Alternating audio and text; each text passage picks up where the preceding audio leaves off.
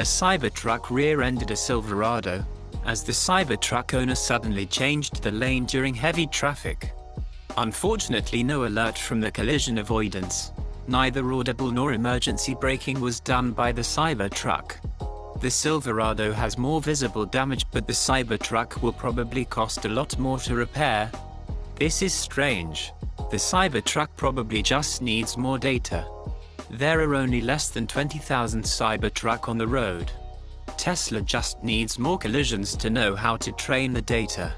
The collision detection would have worked in a situation where the driver was crossing the line intentionally, at that speed. The system probably thought the driver knew what he was doing. A more obvious question is, why didn't the driver hit the brake when he saw the truck right in front? And also, the driver was following the truck so closely that he wasn't paying attention.